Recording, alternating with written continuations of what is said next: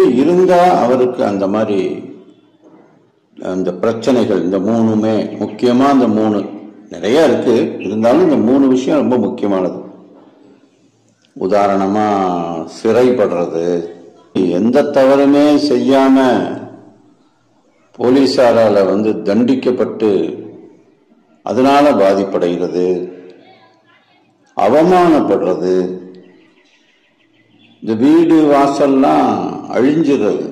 ஒரு உதாரணமா வீடை கவர்மெண்ட்டே இடிச்சிரும் அவங்க தப்பா இது பண்ணியிருந்தாங்கன்னா, அல்லது சில வீடுகள் எரிஞ்சிருது.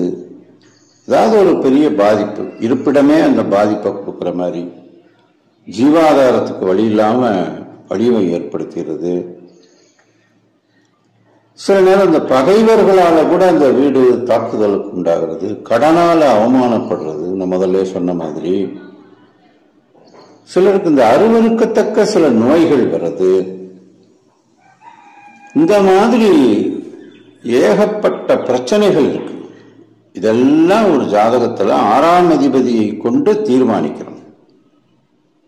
இந்த 6ஆம் அதிபதி வலுத்து இருந்தால் அப்படின்னா என்ன அர்த்தம்? ஜாதகத்துல சொல்லுவாங்க ஆட்சி, உச்சம், இந்த மாதிரிலாம் இருந்து கேந்திரம் அப்படிலாம் இருந்தா அது ஒரு பலம் பெற்ற ஒரு கிரகம்னு சொல்லுவாங்க. அப்படி ஒரு 6வது வீட்டுக்கு உண்டான அந்த அதிபதி, அந்த கிரகம் பலமா இருந்துச்சுன்னா சில நேரங்கள்ல அது விபரீத ராஜ யோகத்தை கொடுத்துரும். 6ஆம் அதிபதி பலம் பெறுறதுன்னா அது ஒரு உச்சம் பெற்றோ அல்லது ஆட்சி பெற்றோ அல்லது நட்பான ஒரு வீட்டிலையோ இருந்துச்சுன்னா ஓரளவுக்கு. இப்போ பார்த்தீங்கன்னா இன்னைக்கு சில பேருக்கு லோன் எடுத்தா அவன் வாழ்க்கை சந்தோஷமா இருக்கும், லோனையும் அடைச்சிக்கிட்டு இருப்பான். அது வாழ்க்கையில இயற்கை. அது மாதிரி நோயின்றது என்னைக்கோ ஒரு நாள் வரும், அதுக்காண்டி போவான், சரியாயிடும். அதே மாதிரி ஏதோ ஒரு பிரச்சனை வருது, உடனே அது ஒரு சாதாரணமா அது சரி சரி அப்படின்னு சமாதானமா போயிடுது. இதெல்லாம் அந்த 6ஆம் அதிபதியினுடைய அந்த பலத்தை பொறுத்து நடக்கும்னு அர்த்தம். அப்படி புரிஞ்சுக்கிறோம். இப்ப இதே 6ஆம் அதிபதி ஒரு மறைவு ஸ்தானம், நீச்சஸ்தானம் அப்படின்னு ஒரு பேட் கண்டிஷன்ல போய் அந்த 6ஆம் அதிபதி இருந்துருச்சுன்னா அதை பெரும் பாதிப்புகளை கொடுக்கும். இப்ப நான் முதல்ல சொன்ன மாதிரி இல்லாத பஞ்சாயத்தெல்லாம் கொடுத்துரும். அது ஒரு பெரிய கஷ்டம்தான்னு வச்சுக்கோங்களேன்.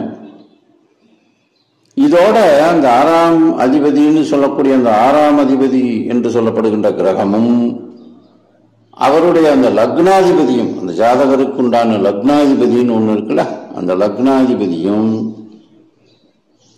இந்த ஒரு காம்பினேஷன், நான் முதல்ல சொன்ன மாதிரி இந்த நெகட்டிவ் விஷயமான ஒரு இடங்கள்ல, நீசஸ்தானம், மறைவு ஸ்தானம், கெட்ட ஸ்தானங்கள்ல போய் நின்னா அது ரொம்ப பெரிய பாவமா இருக்கும். ஏண்டா பிறந்தோம்னு இருக்கும். நம்ம அடுத்தவங்களே வருத்து பரிதாபப்படுற அளவுக்கு இருக்கும். இவ்வளவு கஷ்டப்படுவார். அது மாதிரி இந்த 6ஆம் அதிபதியும் 8ஆம் அதிபதியும் ஒண்ணுக்கு ஒண்ணு பார்த்துக்கிற மாதிரி ஒரு அமைப்பு இருக்குன்னு வச்சுக்கோங்க. ஜாதகத்துல 6வது வீட்டுக்கு உண்டான கிரகமும் 8வது வீட்டுக்கு உண்டான கிரகமும் ஒன்றை ஒன்று பார்த்துக்கிற மாதிரி இருந்துச்சுன்னா அது ஒருவேளை இந்த நீச்சமான அல்லது மறைவு ஸ்தானங்கள்ல இருந்து அப்படி பார்க்குற மாதிரி ஒரு அமைப்பு இருந்தால், இன்னும் கூட சொல்லுவாங்க, ஒரு உதாரணத்துக்கு ரெண்டுமே 6ஆம் அதிபதி 8ஆம் அதிபதியா இருக்கு. இந்த ரெண்டு கிரகமும் உச்சமா இருக்கு, ஒன்னு பார்த்துக்கிறதுன்னு வச்சுக்கோங்க. அப்போ ஒரு பழமொழியே சொல்லுவாங்க, உச்சன் பார்க்கில் பிச்சை பாத்திரத்தான் மிச்சம்னு.